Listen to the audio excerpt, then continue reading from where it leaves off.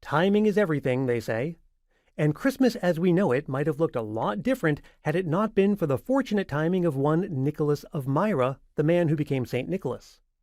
Before he was a saint, he was a priest and then a bishop. And how did he get that promotion? True story. The bishop in the city of Myra, where Nicholas lived, had recently died.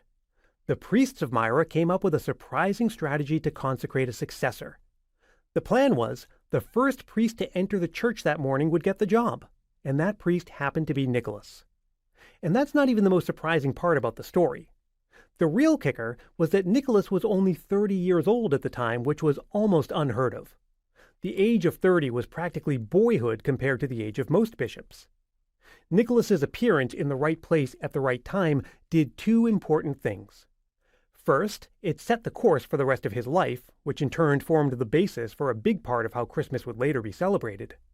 And secondly, it may have gotten people reconsidering their beliefs about the appropriate age for bishops.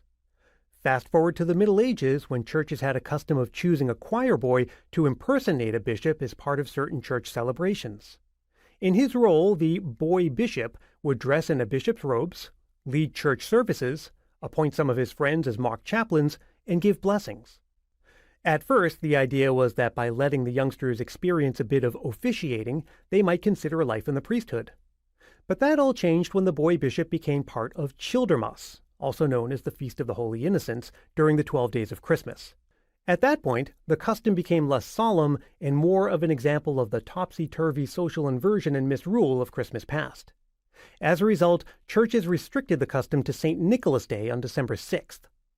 Now that it was outside of the 12 days of Christmas, the thinking went, the honor and dignity of the role would be restored. But that's not what happened. The misrule continued to, well, misrule. And so the custom was eventually suppressed. King Henry VIII banned it in 1541. Over the following centuries, the boy bishop tradition made a few brief comebacks, but by the 17th century, it was gone for good.